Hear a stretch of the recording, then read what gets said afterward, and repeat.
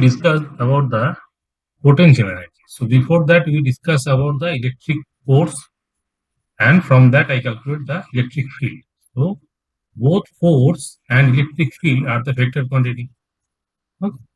So once we calculate the force, if we divide the force by charge, that is Q naught, I get the value of electric field. So this is the first part of the discussion where we discuss about the force, that is the electric force, that is the electrostatic force between the two charged particles. And once we divide the force by charge, then I am getting the electric field. So today we will discuss another two parameters. One is called the potential, and we use the symbol capital U for this. And this is called the potential. So potential energy unit is, since it is energy, it should be unit in joule.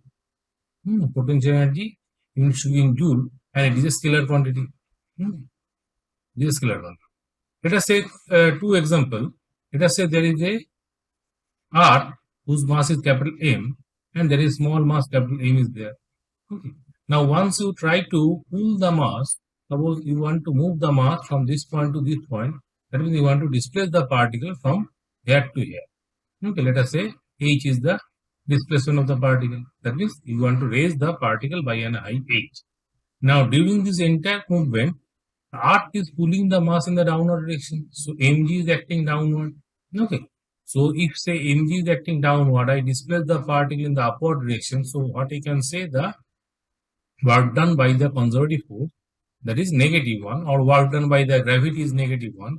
And that means as we move from this point, let us say from point A to point B, can I say the potential energy will increase? Okay. Because if I move from point A, so at point A, potential energy is equal to 0. At point B, the potential energy equals to mgh. So that means what you can say, the potential energy will increase as I move the particle from point A to B. And in the entire situation, work is done against the gravity. Why? It is against gravity because in the entire situation, mg is acting down. So whenever I say the work is against the gravity, then the gravitational potential energy will increase. Okay. Same is the situation for the electrostatic potential energy. Let us say I say there is a charge of negative charge, let us say minus q. Okay. And there is a small charge q is resting over here. Now once so in between these two charges, so the force of attraction is downward. Why? Because the electrostatic force is attractive in nature. Now if we want to move the particle from point A to point B, again the work is being done against the electrostatic force. Why? Because the displacement is the upward direction and force is acting downward direction. So in both these two examples, what is happening that I am doing the work against the gravitational force or against the electrostatic force. So whenever I am doing the work against gravity or electrostatic force, then the potential energy of the system is going to increase. That means in both the situation, potential energy of the system will increase. That means whenever I am moving the particle from point A to B, I can say the electrostatic potential energy is going to increase. And whenever I am moving the same particle from A to B under the presence of the gravitational force, now the gravitational potential energy is going to be increased. Okay. So in both the situation, one thing is common, that I am doing the work against gravity or against electricity. Why it is called against? Because the force is acting downward and the displacement is in the upward direction. So the angle between these two is 150 degree. So I can say that displacement direction and the force direction is 150 degree. So work is done against that particular force. Okay. So this will form the definition of the potential energy. Now what is the potential energy? The potential energy is defined as the work done against the electrostatic force between the two charged particles in bringing them together from infinity to a particular separation. Okay. Let us say there is one charged particle Q1 is there. Okay. And another charged particle is placed at an infinite distance away from Q1, that is Q. Now I am saying that there is separation between Q1 and Q2 is infinite. So can I ignore the effect of force acting on Q2? Because force on Q2 is how much? Force on Q2 should be equal to K Q1 Q2 by R square. Okay. So if R is tending to infinity, that means the gap between the Q1 and Q2 is infinite. So I can eliminate the effect of force. Okay. Now let us say initially the particle are at point A. Okay. Now I am moving the particle in this direction until and unless the Q2 comes to this position. Let us say it comes to point B. What is the point B? This is the point B where the separation between Q1 and Q2 is, let us say, R. Okay. Now, what is the initial value of R? Initial value is infinity. So, it is said that the work done against the electrostatic force between the two charged particles in bringing them together from infinity to a particular separation of R. So, that means I am moving the charged particle Q2 from point A to point B, and in the entire process, what is the amount of work done? So, that work done is nothing but the potential energy. Why work is being done? Because at any instant, if I say the particle is over here, so Q2 is over there. On Q2, the force is repulsive in this direction. Okay, because these are the two same nature charges. So electrostatic force is repulsive in nature, and that is equal to how much? K Q1 Q2 divided by, let us say, x square. What is x? X is the separation at that particular instant. Okay, so when the separation between the Q1 Q2 is x, so then the force of repulsion is Q1 Q2 by x square. Now with this repulsive force, now you are trying to move the particle in this direction. Okay, that means the force is acting in the negative direction and displacement is in the other direction. So in this situation, what is happening? Work is done against the electrostatic force, and that creates the work done. So once you do the calculation of work done, and if you put a work done calculation, and once you do the calculation of work done, then you got the expression for the potential energy. That means amount of work done required to bring the charged particle from point A to B. So at point A means when there are infinite separation, and point B is the finite separation. Now once you do the calculation of the work, then you get the expression of U is equal to K Q1 Q2 by R. Okay, so you have to remember this expression. That means I am omitting the calculation part. Why? Because that calculation part is beyond the scope of this discussion. So the mathematics that has been involved for that particular situation is not in your syllabus. So I am only going for the expression. So expression wise, U is nothing but K Q1 Q2 by R. And one important point regarding this is that both Q1 and Q2 should be the point charge. Okay, so Q1 Q2 are the point charge. So what is point charge? Point charge means the dimension has to be equal. Okay, if I say these are the 2 point particle, they are separated at a distance of R, then only I can say the potential energy between these 2 particles is equal to K Q1 Q2 by R. Okay, now whenever you are calculating this Q number, so make sure that Q1 Q2 should be with proper sign. Okay, with sign. That means one charge may be positive, another charge may be negative. So depending on that, the U number may be either positive, maybe either negative. Okay. Now first of all, it is a scalar quantity because it is the energy. Second is SI unit is joule. I have already said. Now reference is a unit. What is the meaning of that? It is that whenever the charged particles are separated at a distance of infinite distance away, so initially the charged particles are infinite distance away. Now I am moving the charged particle from infinity. So initially Q2 is an infinite distance. Okay. So when the charged particles are infinite distance separation, then the potential energy is assumed to be 0. So reference at infinity means I am saying U at infinite location is equal to 0. Okay. So this is the expression for the potential energy when the charged particles are at a separation of small r. Now if I say, let us say I am saying Q1 equals to 2 coulomb and Q2 equals to minus 2. Now what is the potential energy of the system? So U becomes K times 2 into minus 2 divided by R. That is minus 4K by R. Okay. So potential energy becomes negative. Okay. Now if I say that both the charges are either plus 2, okay, or minus 2 minus 2. Okay. In both the situation, U becomes how much? Plus 4K by R. Okay. So if one charge is positive, another charge is negative, then the potential is negative. If both the charges are positive or both the charges are negative, then potential is always positive. Now, what is the significance of potential positive? So potential positive means the particles are unstable. Unstable. Why? Because if I take one positive charge plus 2 coulomb and another positive charge plus 2 coulomb separated by a distance of r, that means they will feel a repulsive force. Okay. So these two particles will move away from each other. That means they are in unstable situation. And they will become stable when they move at infinite separation.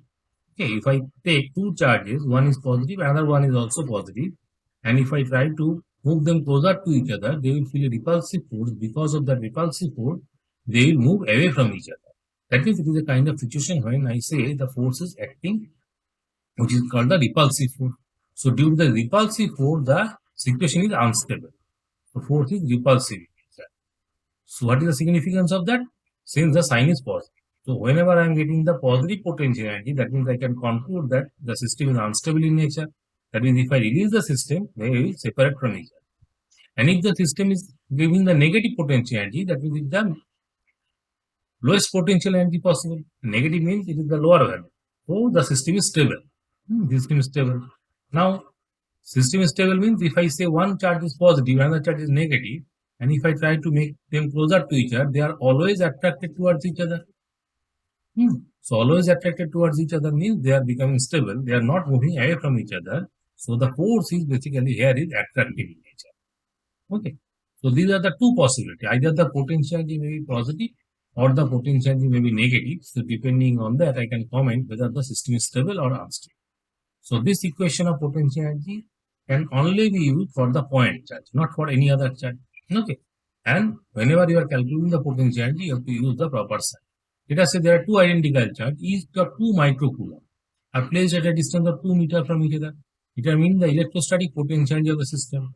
Now this is called the potentiality of the system. What is system? System is comprising of two different parts. Okay. So it is one is 2 microcoulomb, another is also 2 microcoulomb. The separation is 2 meter. R is given as 2 meter. So potential energy of the system is how much? Equals to K Q1 Q2 by R. Okay. So that means equals to 9 into 10 to the power 9 is the K number. Q1 Q2 means 4 into 10 to the power minus 12. Okay. Because it is microcoulomb and divided by R. So R is 2 meter. Okay. So 36 by 2 means 18 into 10 to the power minus 3. 18 into 10 to the power minus 3 joule. That is 18 millijoule. Okay. So this is the potential. And I am getting the positive number, that means it is a kind of system which is unstable in nature. Because if I release the system, then both these 2 microcoulomb charge will be separated from each other because of strong repulsive force acting between them. Now, what is the system? System is comprising of two particles. That means whenever I am writing the expression for U equals to K times Q1 Q2 by R, that means I am saying the potential energy is defined for the two particles. Okay. So system is comprising of two particles. It is called the two particle system. It is called two particle system. That means it doesn't mean that every time there must be two particles. So there may be 3 particles, there may be 4 particles. So that means the potential energy can also be defined for multiple number of particles. So initially the formula is given for the two particle system. Now with this formula I can extend the same formula to get the information about the potential energy for a system which is more than the two particles. Let us say I say a system which is comprising of 3 particles. Let us say this is the one particle, this is another particle, this is another particle. Now I make a system in such a way such that these 3 particles are lying along the vertex of a equilateral track. Let us this side is E, this side is A, this side is A also A. Okay. Now how to calculate the potential energy of this? Now let us mark the charged particle 1, 2 and 3. Let us say both are all the charged particles are Q, Q, Q. Okay.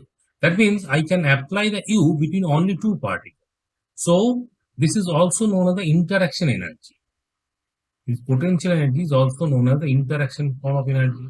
Now how the particle can interact with each other? Now particle number 1 can interact with 2. Particle number 1 can also interact with 3. So I write U12. What is the meaning of U12? Means the interaction energy between 1 and 2. Similarly, 1 can also interact with 3 also. 1, 3. So 1 can interact with only 1, 2 and 3. Now come to the 2. So 2 can interact with 3 only. Because I cannot here take 2, 1. Why? Because 2, 1 and 1, 2 both are equal. So if I write U can also interact with 2, 1. But that's 2, 1 is already taken into consideration. That is the U12. So 2 can only interact with 3. Now come to the 3. So 3 cannot interact with himself. Okay, so one charge 3 or 1 or 2, any charge cannot interact with others. Cannot interact with the same charge. So whenever I am saying interaction energy, that means interaction is two different particles, not with the same particle. So again, U3 cannot be existing. So whatever the amount of this 3 number, that is nothing but our U system. This is the U system. Now what is the U12? So that means I can apply the formula for 1 and 2. That means KQ square by A. Okay. So this number U12 is basically our A Q square by A. Similarly, 1 3 is how much? 1 3 is again K Q square by A. Okay. And 2 3, 2 and 3, that is equals to again K Q square by A. So ultimately, this one plus this one plus this one. Why? I can add simply. Why? Because it is a scalar quantity. So ultimately, total potential in the system is nothing but equals to what? 3kq square by A. Okay. Like this way, I can define the same equation. So using the same equation, I can define the potential energy for multiple charge particles. So this is called the system of particles. So where the number of particles is more than 2. So whenever the charge particles are only 2, then I am using the formula kq1 q2 by r. And whenever the charge particles are more than 2, then I have to separately use this formula. So that is called the interaction energy. Okay. Now moving on to the next concept, that is the potential. So once we discuss about the potential energy, now it is quite similar. Why? Because once initially we define the force. Now from the force, if we divide it by Q, divide by Q, that means I am getting the F by Q value, and I am saying this number is nothing but our E, electric field. Similarly, initially I define the U value. Now once we divide this U with a Q, that is U by Q number, that is give the potential. Okay, that gives the idea of potential. So since U is a scalar quantity, V is also going to be a scalar quantity. So how we define the V number? So V is defined as U by Q number. Okay. So what is the idea? Idea is, let us say there is one charge is Q is there, another charge Q naught is there. Now what is Q naught? Q naught is for the test charge. Test charge. Okay. Test charge. So if these two charges are separated by a distance of R, that means I make a system of two particles. Okay. So I make a system of two particles, one is Q, another is Q naught. So what is the potential energy of the system? That should be equal to K Q into Q naught divided by R. So once I calculate the potential energy, now I want to calculate the potential. So for potential, potential has to be calculated at a particular point. Similar is the situation for the electric field. So once I say electric field, so electric field has to be defined at a particular point. Okay. So similarly, potential has to be defined for a particular point. Let us say I want to define the potential at point T. So that means at point A, you have to insert a test charge of Q naught. Okay. The point where you are willing to calculate the potential, at that point you have to put a charge of Q naught. So that means potential at point A is how much? So should be equals to U divided by Q. Okay. So Q naught is the charge that is placed at the point A where you are willing to calculate the potential. So ultimately, if I put the expression for the Q, so divide by Q naught, that means I am getting the value of KQ by R. Okay. Again, this formula is valid for single point charge. For point charge only. All the formulas that are there, so starting from the force, I use the formula for the force. Then correspondingly, I get the formula for the electric field. I derive a formula for U, and from that I get the information of the field. All the four formulas are basically used for the point, not for any other charge. So if the charge is somewhat other, if it is not point charge, then I have to modify our formula. But initially all the formulas are proposed for the point charge. So what is potential base? Potential is basically the electric potential V at a particular point is given by the potential energy per unit charge. Potential energy per unit charge is called the potential. Okay. So again, it is a scalar quantity. Now, what about the unit? Unit is joule per coulomb. So, potential energy is joule divided by coulomb. So, joule per coulomb, or it has another name in volt. Okay, so volt is another unit for the potential. Okay, so far we discussed about the four different points in four different parameters. Now, electric potential is a scalar quantity. So, we define the four different parameters. One is the force, that is equals to K times Q1, Q2 by R square. Now from that I define the value for electric field. What is electric field? Electric field is KQ divided by R square. Okay. So then we define the U number, that is equals to K Q1 Q2 by R. Now from that I define the value for V, that is equals to KQ by R. Okay. So these are the four formulas. Out of these four formulas, first two formulas are the vector formula. That means it should have certain kind of direction. And these are the scalar quantities. Okay. So electric field and potential both are defined for a particular point. Let us say the point is P. Okay. at a particular point. Whenever I am mentioning the value of electric field, every time you have to say the electric field at that particular point is this point. Okay. And potential also at that particular. So basic idea is getting the information of the four different quantities. Once I get these four different quantities, okay, so these are the basic component of electrostatics. So under the electrostatics, we mainly study the four components. Now I am going to apply this concept in electric current. Okay. Now, initially, once we start the discussion, so I say that in electric current, the charge has to move. Huh? So if there is a charge particle, so let us say charge is Q, mass is M. That means it has to move. It has to move. So let us say I am moving the charge particle in this direction. That means according to the direction of the movement of the charge particle, I have to apply the force. Okay, I have to apply the force. Now, in this system, who is applying the force?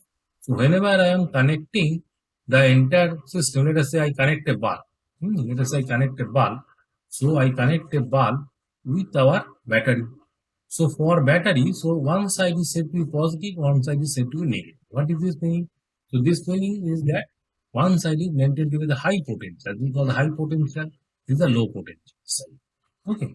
So that means battery is providing a potential difference across the where or across the resistance. So this bulb is nothing but acting on resistance. Okay. So across the resistance, battery is maintaining a potential. Let us say one point in potential difference is said to be a positive one. That's why I am using positive symbol. The positive symbol means the high potential side. So this is the high potential side. And this is the low potential side, negative side. So who is creating that? So that is being created by the battery. So what happens due to this potential difference? Due to this potential difference, an electric field is established. Because with potential difference, an electric field is established. An electric field is always established in the direction from high potential to low potential. So this is the direction in which the electric field will be established. Okay. So whenever I switch on the battery, switch on the circuit, that means the circuit will create a potential difference. And because of that potential difference, now the electric field will come into the picture.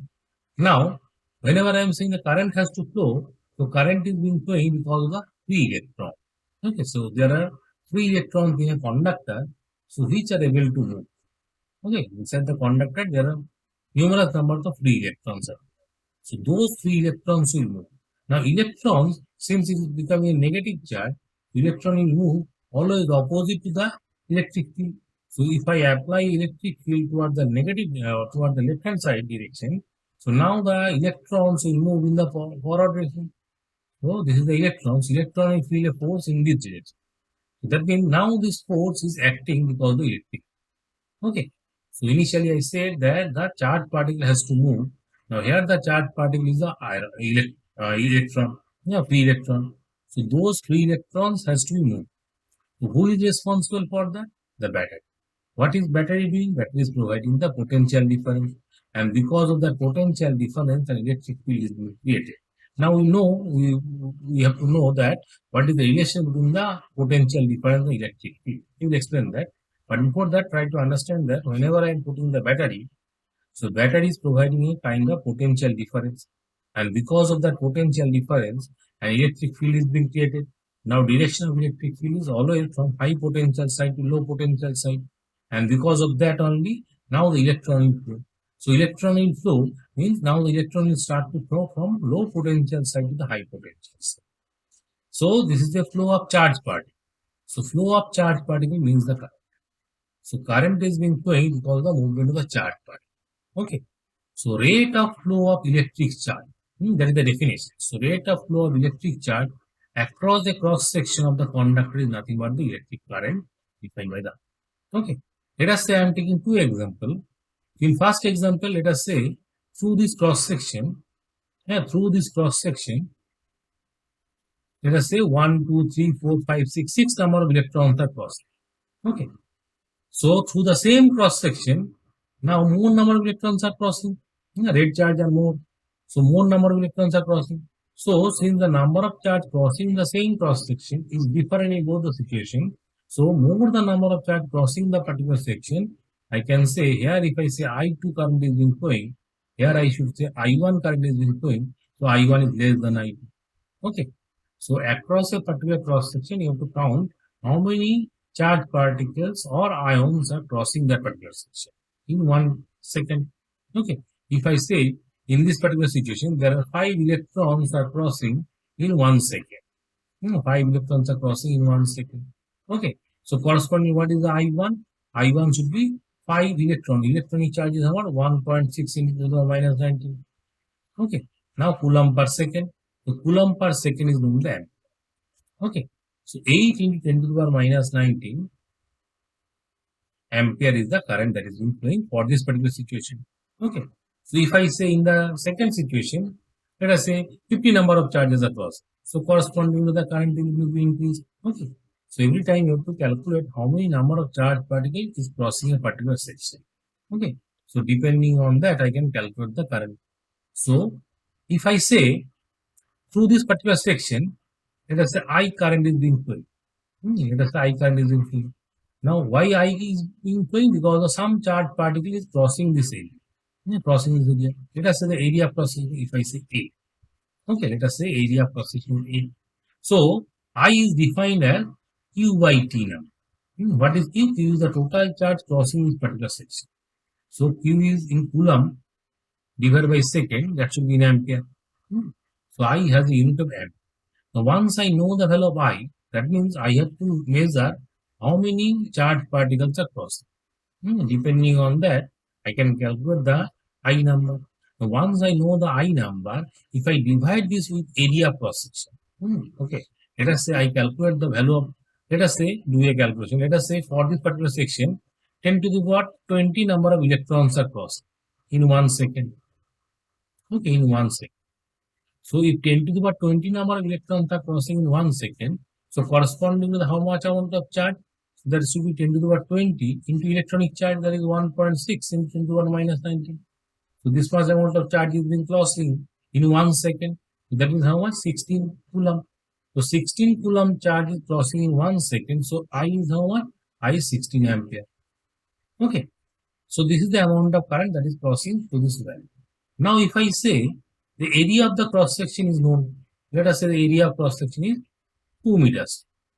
Okay. So once I divide this I number with A, so if I divide the I by A, so that gives another parameter known as the J number. Now what is J? J is called the current density. Current density. Okay. That is how much amount of current is being flowing per unit area. So what is this number? That is 16 divided by 2. That is 8. Now what is the unit then? Ampere per meter square. So J is known as the current density, which is the unit of ampere per meter square. That is, I want to measure what is the amount of current that is flowing per unit cross section area. Once I divide the I number with area, that means I am getting the value of J number. So this is the expression for the I. I average.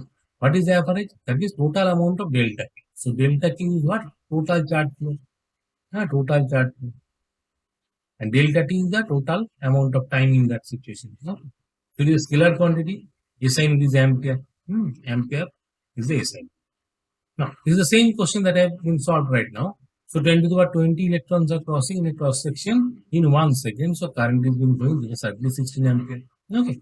So that means if I increase this number, instead of 10 to the power 20, now say I am supplying 10 to the power 40 number of electrons.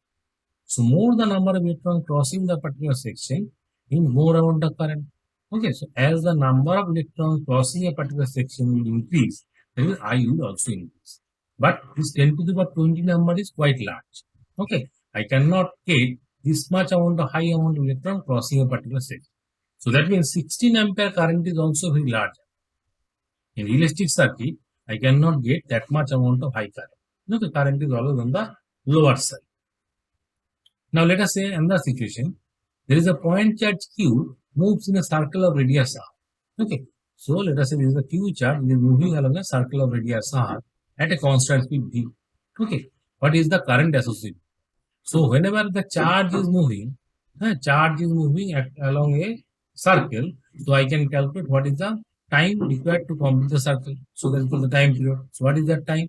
That should be equal to 2 pi r by v. 2 pi r is the total displacement or total distance traveled by the charged particle divided by v. So in that time, the charge is moving. So I is equal to rate of movement of charge q by t. So Q divided by 2 pi r by V. So ultimately I am getting QV by 2 pi r. So that is the amount of current that is being flown. Whenever there is a charged particle, if I allow the charged particle to move, that means the charged particle is moving, and that movement may be along a wire or maybe along a closed loop also. Okay. So this makes the current to flow in this particular loop.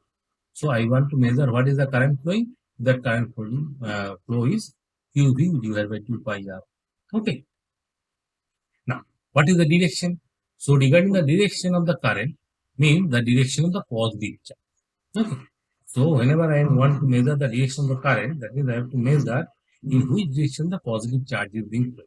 Let us say I maintain a potential difference of, let us say here it is negative potential. Okay. And let us say this is the positive potential.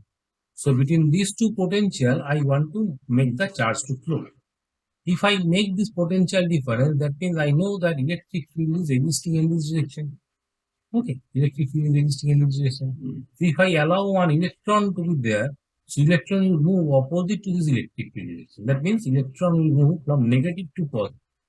Okay, that means from low potential to high potential. Now, in opposite way, what I can say, there is another charged particle which is said to be the positron. What is E plus? E plus is nothing but the positron. What is the concept of positron? Positron is nothing but the positive electron. Okay. So both electron and positron have the same mass. So if I say mass of electron, that's equal to mass of positron. Both are same. What is that number? That number is 9.1 into 10 to the power minus 31. Regarding the charge, if I say charge of electron equals to negative of charge of positron. Both are same charge, but magnitude wise same, but the nature wise it is different. Okay. Why the concept of positron is important? Because always I want to see the direction of the charged particle which is positive. So if I place a positron over here, so positron will move in the same direction as the direction of the electric field. That means the direction of the positive charge is from high potential to low potential, and that is the direction of the current. Okay, that means that is the direction of current, but electrons are moving always opposite to the direction of the negative, that is the opposite to the positive one. Okay, so the direction in which the positive charge is flowing and the direction in which the electrons or the negative charge is flowing, it is entirely different. Both are opposite to each other. Okay, but every time for the direction of the current, I will say in which direction the positive charge particles are moving. Okay, so I have to say that positive charges are moving along the electric field direction, and that is the direction of the current. So current is always measured in terms of the direction of the positive charge. Okay. So by convention, direction of the electric current is always opposite to the direction of the electron. Okay. So if I say this is the negative end and this is the positive end, so in this direction the electric field is being applied. Electric field is being applied. So electrons will move opposite to this direction. So electrons are moving in this direction, and positrons are moving in the opposite direction. So direction of the positron movement is nothing but the direction of the current. Okay. So that means always electrons are moving in a opposite direction. Okay. So instead of taking that opposite direction, you can directly consider the effect of positron movement. Okay. So current, as I have said, it is always direction is along the electron flow or opposite to the electron flow. It does not make a vector. Why? Because direction is always along the length of the wire. If I say this is the white color is the length of the wire, along that length the current has to flow. So current is going from the high potential side to low potential side. That means in this direction. In this direction current is going. Okay. So that is the direction in which the positive charge particles are moving, and that is the opposite is the other direction. Okay. So flow of electron is along this direction, and flow of positive charge is along the right direction. So it is obvious that always the electron or the positron should flow along the length of the wire. Okay. So along the length of the wire. So it cannot flow other than that. Okay. So since direction is always obvious from high potential to low potential, that means it is not a vector one. I cannot say the direction is changing. So direction is always fixed. That is either from, it is always from high potential to low potential. And it is always along the length of the wire. So since these two parameters are fixed, that means I cannot say the current is a vector quantity, it is a scalar. Okay. Now, since I want to discuss about the current going through the conductor, okay. So I should consider that this conductor is nothing but the metals. So in metals, the some atoms are fixed. So this is basically the nucleus. This is the nucleus part. Okay. So nucleus is fixed one. Only thing is that some free electrons are there. What are the free electrons? Free electrons are the electrons that are there in the last orbit. Valence shell. So those electrons are free to move. So whenever I connect with the battery, so these electrons will move in this direction. Okay, so these electrons will move in this direction. Okay, so those electrons which are free, they only can move. The electrons which are in the inner shell cannot be moved. Okay, so once they are moving, that means they are creating the electric current flow. Okay, and that electric current is continuous. Why? Because continuously the charge is flowing. Okay.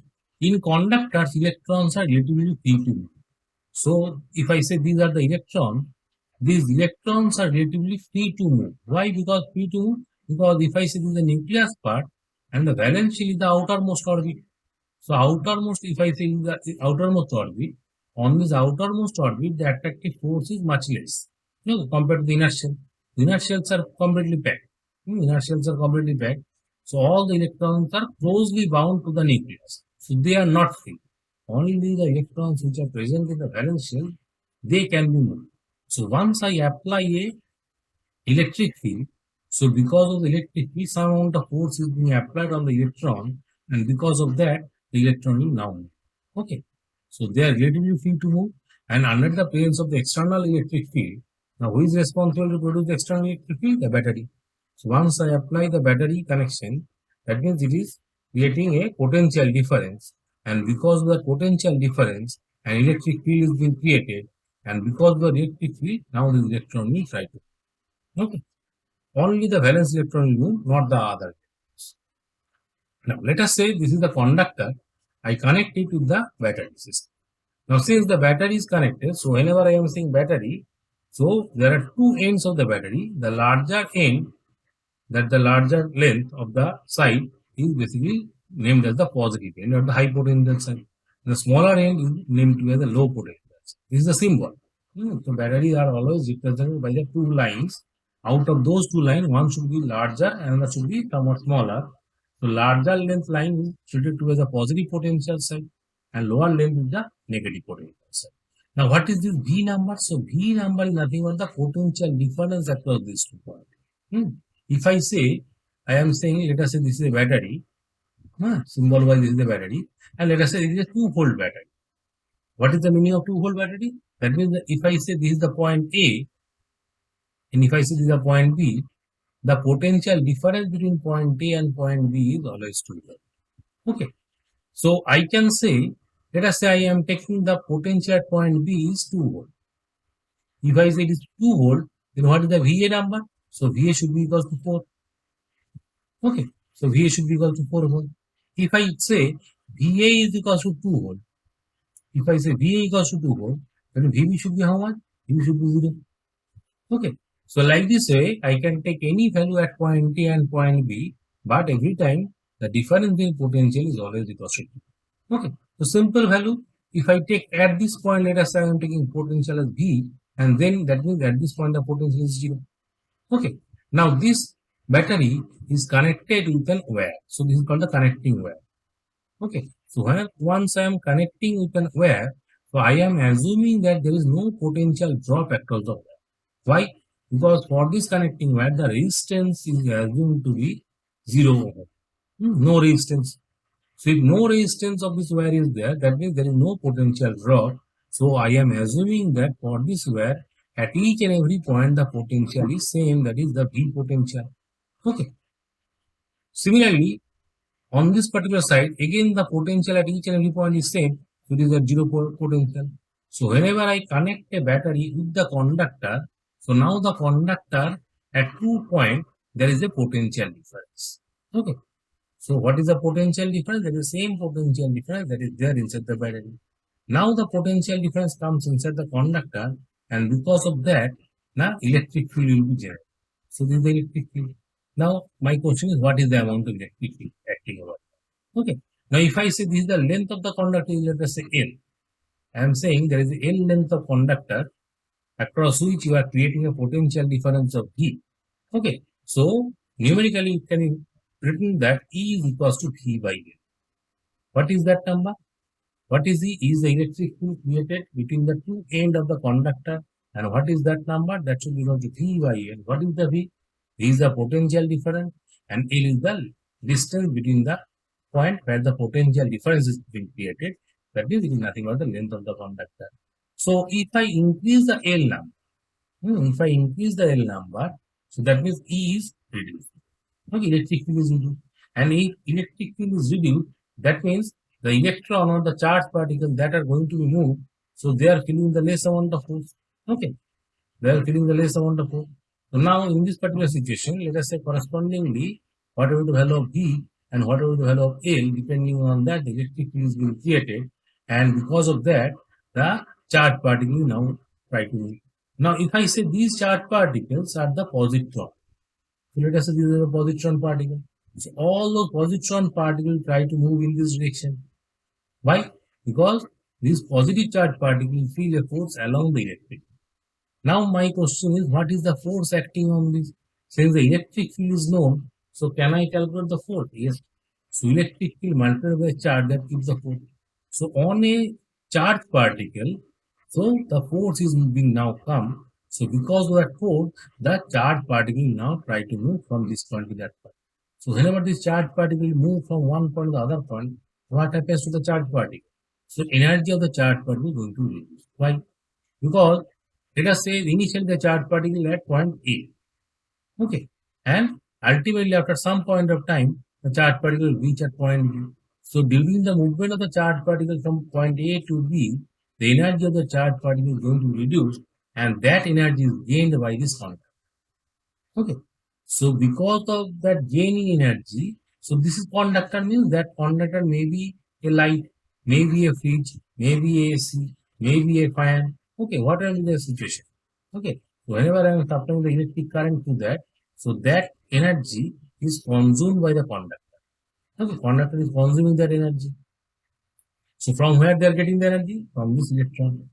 Whenever the electrons are moving, so they are losing the energy, and that energy is gained by the conductor to run. Okay. So this is happening inside the conductor. But what is important is that, the electric. So what is the amount of electric field that has been created, that we discuss. Okay. Now, so since electrons are free to move, as I have said, so electrons are going to be moved. Okay. Now now my question is, what is the speed with which these electrons will move? So that speed is known as the drift speed. Written by the symbol Vd. I want to calculate what is the value for V. Okay. Now these electrons, whenever they are moving, so they are colliding with the nucleus as well. So let us say, if I say this is one free electron, it starts to move. Okay, it starts to move and moves in this direction. Then let us say it comes to the contact with the nucleus. So once it comes to the nucleus contact, let us say it moves other direction. Likewise, it moves in other direction. So this movement is very, very random. Okay, it is not a periodic or systematic movement. So this movement is very, very random. But whatever I can say is that the electrons are only moving within the material itself, so that the current is being flow. Okay. Now, if I say what is the speed with which these electrons can move, that is basically in the order of 10 to the power 5 meter per second. What is that number? How this number comes? So this is the expression that I am using over here, that gives the RMS speed. Now we don't understand what is RMS mean. So RMS means the root mean square speed. Okay, root mean square. So as I mentioned that these electrons are moving at a very random speed and with a very high speed. But what is happening? So if I put the value, so T is the temperature at which the conductor is maintained. So let us say I am taking the room temperature 100 Kelvin. Corresponding to that, I am getting an idea of number or velocity or speed is around 10 to the 5 meter per second. You don't have to bother about this calculation, only thing concentrate on the number. So this number is important, that is they are moving with a very high speed. They are moving with a very high speed. But these electrons will collide with a fixed positive ion. So what is that number? That is basically the nucleus. We call the lattice and follow the zigzag. Okay. So if the electrons are starting from this point, they are moving in random direction. They are moving in a random direction. No specified path is being followed. Okay. And if I say they are moving in random direction, so no net flow of charge. Why? Because if the charge particle starts from here, let us say the particle starts from point A, electron starts from point A, and ultimately after a lot of movement, they again comes back to point A. Okay, so that means what I can say, the net displacement is equal to zero. Why? Because there is no electric field is being applied. So I am not applying any kind of electric field. Okay. So if I place a conductor in room temperature, all the electrons are moving in random direction. In order to move that electron, so there is no need of electric field. Okay. So whenever I am placing the conductor in a room temperature situation, so they are moving at a very faster speed. Okay. They are moving at a very faster speed. If you closely look about the expression, so if I say if T is called the absolute temperature, only at 0 Kelvin temperature. If I put the capital T as 0 Kelvin temperature, that means it is equal to minus 273 degrees Celsius. At this temperature only Vrms equals to 0. Okay. That means any temperature is higher than the 0 Kelvin temperature, the electrons are moving at a very random speed. At a very random speed. But once they are moving, they start from point A. After moving so many zigzag paths, they are again coming back to the same initial position. So meaning is what? Meaning is that net displacement is zero. And if I say net displacement is zero, can I say the velocity is also zero? Okay, velocity is also zero. So whatever the number that I am getting is 10 to the power 5 meter per second. That is basically the speed, not the velocity. Okay. So they are moving with a very random speed or very high speed within the material volume itself, and that speed is around 10 to the 5 meter per second. Okay. So since displacement is zero, can I say that no net flow of charge because of whatever the position from where the charge particle starts its movement, so ultimately the charge particle comes back to the initial frame. So since there is no displacement, so that means no current is being flowing. If I place a conductor without any connection of battery, so there is no current. Why? Because electrons are moving, but that movement is so random that initially the particle is at A location, ultimately it will again come back to the same position. So there is no net displacement, that means there is no current is flowing. So in the absence of applied potential, what is that? So that is battery. So electric current flowing through a metallic wire is zero. Why? Because electrons remain stationary. Because electrons are drifted in random direction with the speed in the order of 10 to the minus 2 centimeters per second. It is not in the order of 10 to the minus 2 centimeter per second. It is quite large. Electrons moved in random direction with a speed of the order close to that of velocity of light. Because whatever the value that I am getting, it is around 10 to the 5 meter per second. Quite a high number. Okay. So that means they are moved in random direction with the speed which is order closer to the velocity of light, but ultimately they are not giving any kind of net current because there is no displacement. Okay. Now we want to create a displacement. Okay. So once we apply an electric field, let us say electrons are displaced with a very random situation. Now once I apply an external electric field by the help of battery, now I can create a displacement. Okay, now I can create a displacement. Now that displacement creates a speed which is basically known as the drift speed and which is responsible to create the electric current. Okay, so whenever I am applying the electric field, so there is a net transfer of charge and net transfer of charge resulting in a current. And drift speed is of the order of 10 to the minus 4 meter per second. You can clearly see the number is very, very small. Why? Because ultimately displacement comes to be very small, not the very large number. Okay, let us say initially the electrons is over here. Okay, so if there is no electric field, let us say they are following the white color path. So ultimately they will come back to the same position.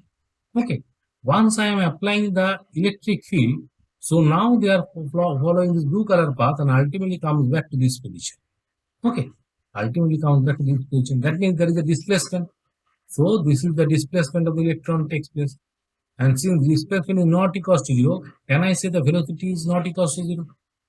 Yes, velocity is not equal to 0. Now that velocity is nothing but the drift speed. Now the number is around 10 to the minus 4 meter per second, which is quite small number. Why? Because the electrons are moving in both the way. They are moving in the random direction. So random movement is not nullified. That random movement is still there, but ultimately because the external electric field they are being displaced, and that displacement creates a velocity, and that velocity creates a current. Okay, so that means until and unless I apply the external electric field, the electrons are not moving. They are moving, random way they are moving, but ultimately they are not showing any kind of displacement, and because of that only there is no current. So once I put the external electric field, then only the current is being there. Okay. So under the drifted motion condition, so whenever the drifting is there, so there is a slight amount of displacement. Displacement not quite large. Yeah, displacement is a small one, but that displacement creates the drift. Okay. Now, let us do the calculation. Let us say there is an electron whose mass is m, charge is small e, and if I apply an electric field in this direction, left-hand direction, so electron will feel a force in this direction. Okay, what is the force on the electron? Can I say E into capital E? Because force is nothing but charge into electric field. Now that force creates an acceleration. Why? Because on a charged particle you are applying a force whose mass is m. So can I say acceleration is equals to E by capital M? So that is the acceleration produced by the charged particle or by the presence of the electric field. Okay, so that acceleration creates the velocity. Okay, that acceleration creates the velocity. Now I want to calculate what is the velocity. Okay, now for that I should know two parameters. What is that? One parameter is known as the relaxation time. What is that number? Let us say electron starts to move from here. Okay, so electron starts to move from here and first it collides with one nucleus. Okay, here the one collision takes place. Now after that it gets pulled back to another nucleus, again it collides. Okay, so multiple number of collisions are there. Now there is a time gap between the first collision and the second collision. So the average time taken by the electron between two successive collisions is known as tau or relaxation.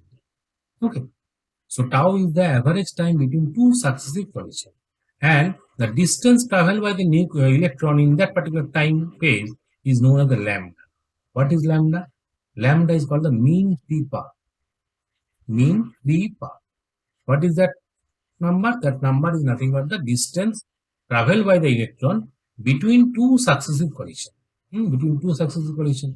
Now, once we know the acceleration of the charged particle or the electron is equals to E by m, I want to calculate what is the displacement in that particular time. What is the lambda number? So can I say lambda equals to half a into t square, tau square? Why? Because a is equals to ut plus half a t square. I am saying that the electron starts from rest. So u number becomes 0. So lambda becomes equals to half a into tau square. Okay. So lambda becomes half a into tau square. So equals to half a. A is what? E by m into tau square. Okay. That is the lambda number. So this is the minimum distance or the distance traveled by the electron between two successive collisions. Okay. Now I want to check what is the velocity achieved by the electron in tau time. Okay. So V equals to can be written as U plus AT again. Okay. What is that number? If I say U equals to 0, A is how much? A is E by M multiplied by tau. Okay. So that V, that is E by M into tau, is nothing but our drift speed. This is the basically drift speed. Okay. So this is the speed with which the particle or electrons are moving. That is acceleration in time. A into t. So I am assuming that initial speed is 0. Okay. So if initial speed is 0, then this is the drift speed. This is the time or this is the velocity with which the electrons are moving. So this E, small e and m are constant. Yes, small e and m are constant. Why? Because small e is the charge of the electron and m is the mass of the electron. These two numbers is not going to be changed. Now the capital E number, that is I am applying external electric field, that I can vary. Now what is tau? Tau is the relaxation time and that depends on the material. So it is a material property. Tau is the relaxation time, depends on the material. Some material has a low value of relaxation time, some material has high value of relaxation time. So depending on that, the VD number can be changed. Okay. So VD number on an average for every element, I can say it is in the order of 10 to the power minus 3 to 10 to the power minus 4 meter per second. So this is the order of the value of the drift speed. Okay. It cannot be more than that. It cannot be more than that because the mass is in the denominator. it tries to make the value quite high because the tau is very small. Tau is very small number. Okay, so on an average, the value of driftwood is around 10 to the power minus 3 to 10 to the power minus 4 meter per second. Okay. So average speed with which the electrons is moved. So if I want to calculate what is the average, so let us say the particle starts from E over here, 0, and once the electron reaches over here, I say this is the velocity V attained. Now that V, I am saying it is equal to A into T. Okay, that V is A into T. So what is AT? It is equal to E by M into tau. Okay, that is not the average. So what is the average number? The particle is increasing its velocity from 0 to V. Okay, so average is how much? Average is total distance is how much? Lambda. Lambda is the displacement. Okay, lambda is the displacement, and tau m is tau. So average speed, V average is how much? Total displacement by total time. Lambda by tau. What is lambda? Lambda is half A into tau square. Half A into tau square divided by tau. So ultimately I got A tau by 2. They put the value, so EE by 2m into tau. Okay, that is the proper expression for the average. This is the proper expression. But I am using the drift speed is equals to EE into tau by m. 2 is missing. 2 is missing. Okay, so there are two definitions of the drift speed. One definition is this one. Another definition calculating from the average one. So if I do the calculation for the average speed, in the denominator, two number will come. Okay. So without considering any average quantity, there is no two number. So only E capital E tau by m. But if I go for the average one, so then 1, 2 will come in the denominator. Okay, so in different formats are used, but I am clearly distinguishing between two numbers. So one is for the drift one and this is the average. Okay. Now come to the Ohm's law. So with the drifted motion, under the drifted motion, once the charged particles are moving, so the charged particle will follow this kind of law, that is the Ohm's law. So Ohm's law is a fundamental law in current electricity which relates the potential difference applied across the conductor to the current flowing.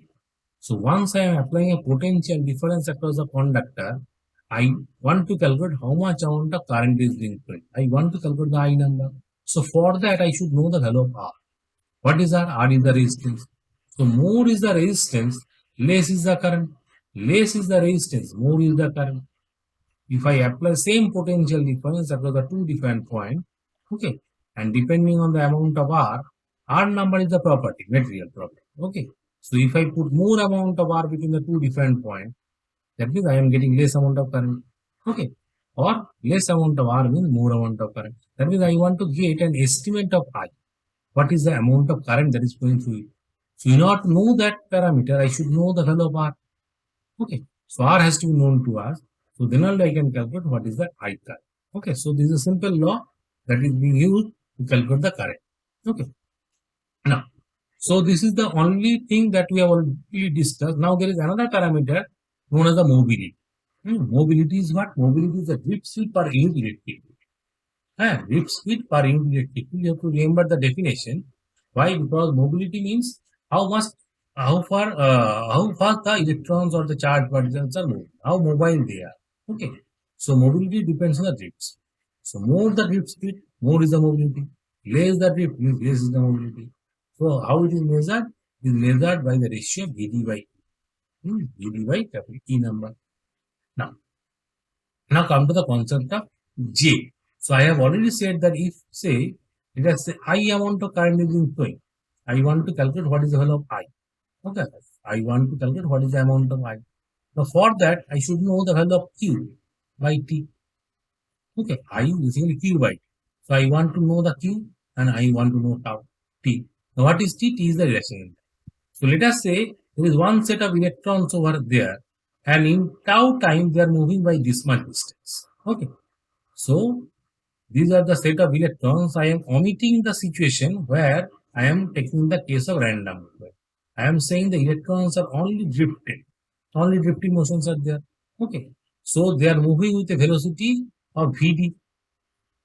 They are moving with a velocity Vd. And with this Vd velocity, I want to calculate what is the displacement in tau time. What is that displacement? Can I say Vd into tau? So Vd into tau is the displacement in this particular time. Now within that time, this is the displacement, and I want to calculate what is the volume of this particular portion. So volume is what? Volume is basically area cross section multiplied by VD into tau. Because VD into tau will be the height and A is the area cross section. So A VD into tau is the volume. Okay. Now we define one number, what is known as the N, small n. What is that small n? Small n is nothing but the number density. Number density. Number density is what? Number of charged particles. Okay. That is the number of charged particle. Charged particle. Now here charged particle is the electron per unit volume.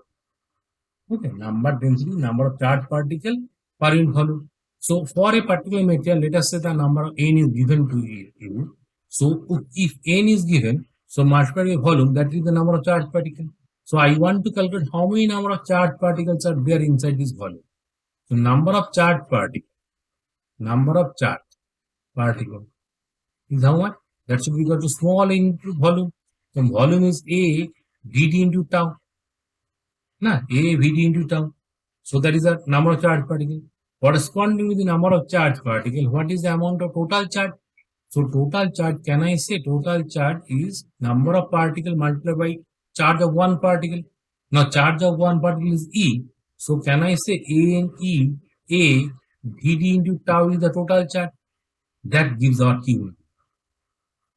Okay. So I calculate what is the Q number. What is Q? Q is the A and E, A into VD into tau. Okay. Now what is the current that is flowing? It is this charge flowing in T time. What is T time? In tau time. So A and E, A VD tau divided by tau. So ultimately I am getting A and E, A into VD, that is the I. So this is the expression for the I. What is the amount of current that is flowing to any conductor is nothing but A and E, A, VD. Now I know what is VD. I have already calculated the VD number. So I have already calculated the VD number. So if you look into the VD expression, so what is the VD number? So VD is equal to E tau by N. Okay. That means in VD, that tau is there. Tau number is there. Now the tau is material property. This time is material property. Okay. So current flowing through a conductor depends on the material itself. Depends on the material itself. So I is N, E, A, VD, and N is also material property. N is also material property. Number of charge, particle per unit volume. So for some material, this N number is higher. For some material, N number is lower. Okay. So that means all materials are not same type of conductor. Some conduct good current, some conduct less amount of current. So the conductor which are good one, that is conducting more amount of current, should have the high value of N. And some conductors are there which are used to flow less amount of current. They are giving less amount of current. Less amount of current means the value of N is on the lower side, not on the higher side. That means the VD value as well as the I number depends on the material. So these are material property. Out of all the parameters, N and tau are material property. Okay. So once we calculate the I number, I know how to calculate the J number. Yes. J is defined by I by A number, current density. So if I divide by A, so N E VD is the J number. J number is the N E into VD. So J depends on what? J depends on VD, but I depends on A, VD, and N also. Because E is immaterial. Why? Because E value is constant. E is not variable parameter. Okay. So if I want to say on what parameters the I depends, so your answer should be N, area cross section, and drift speed. Drift speed is not a constant number. Drift speed is also not a constant number. It is varied. It varies between material to material. So on an average, I am saying the value is around 10 to the minus 3, 10 to the minus 4, that number. But this not same for all material. This different. Okay. So on this parameter, the value of I and J are different. Okay. Now, initially I say that V equals to IR is the expression for the Ohm's law. Okay. You all know that V equals to IR is the Ohm's law. Now you want to derive this law. Okay. How to derive this law? So V is the potential difference. I is the amount of current and R is the resistance. So that is the basic law. Okay. I want to check that. So I know that I have already calculated that I is equals to how much? A into VD number. Okay. Now what is VD? If I look it inside the VD number, so NEA. Now VD is equals to E, capital E, tau by M. This is the number. Okay. So this is the I expression. Now I already said that if this is the conductor across which I am maintaining a potential difference of V, and if I say the length of the conductor is L, so electric field is related to the potential difference. So I say that electric field is equal to V by L. What is V? V is the potential difference. So I can write it as ANE square A tau by M into E number, capital E number. What is capital E? It is V by L. Okay. So ultimately what I write, ANE square tau by M into A by L into V. Okay. So I am getting V equals to I into V equals to I into M divided by N square tau into L by A. Now, so the number that is written within this bracket, so this number represents the resistance. This number is the resistance. So I am getting the expression of V equals to IR. So if I closely look about the resistance formula, so in the expression of the resistance, I am getting this resistance equals to M divided by AN E square tau into L by A. What is this first bracket? This is nothing but the resistivity rho. So rho L by A. Okay, R equals to rho L by A. What is rho? Rho equals to M divided by AN E square tau. Now what is M? M is nothing but the mass of electron. M is nothing but the mass of electron. So that number is constant. E is also constant. So only parameter that is changing is the small n and the tau. Small n and tau both are material property. So all are dependent on the material to material. So as I change the material, the value of n and tau will change. So that means it will change the rho number. So rho is basically a material property. Rho is basically a material property. And once material property is there, and L and A is what? This L and A are the geometric property. These are the geometric property. Okay. So on what parameters or on what factors the resistance depend? One is the material, geometric, and then temperature is also important. Okay. So this is basically the proof of the Ohm's law. How we get it into the formula that if I look into the number R, so important part is the expression for the R. So inside that the number is M divided by N squared tau. That number signifies the rho number. What is rho? Rho is called the resistivity. Okay, rho is called the resistivity. So okay. So I am getting this as R equals to rho L by A. R equals to, and expression I should use that R equals to rho L by A number. Now regarding the L is for the length. What is the length? Length is nothing but the direction, or it should be measured along the direction in which the current is being flowed. And what is area? Area is nothing but the perpendicular to the current flow. If I connect this geometry with our battery, then current is being flowing in this direction. Okay. So current is being flowing. So along this direction, what is the length? That is the length. So this is our length number. And perpendicular to this, so this much is the area part. Okay, area part. So every time, if I change the direction of the current, then area and length will also change. Okay. So every time you have to make sure that the length has to be taken along the direction of the current, and area is perpendicular to the direction of current. Cannot take any other direction. Okay. Now, comes back to some more formula. So I have already mentioned that rho is equals to how much? Rho equals to our M by N squared tau. This is the formula that I have said. Rho is what? Resistivity. Rho is what? Resistivity. Now reciprocal of resistivity. So if I take 1 by rho, that is known as sigma. What is the sigma? Sigma is called the conductivity. We call the conductivity. Okay. Rho is basically sigma is reciprocal of rho, then conductivity. Similarly, if I say R is the resistance, R is the resistance, that is equals to rho L by A. Reciprocal of resistance G. So G is what? 1 by R. G is 1 by R. So R is resistance, G is known as the conductance. G is known as the conductance. So these are the two important parameters. One is rho, reciprocal of that rho is sigma. One is R, reciprocal of that R is G. Okay, reciprocal of R is G. Now another parameter is called the J number. I have already calculated the value of J. What is that J? So J is basically our I by A number. I by A number. And I is equals to what? A into Vd divided by A. That means I am getting AME into Vd. That is what J number. If I put the expression for Vd, so J becomes what? J becomes AME E, capital E, M divided by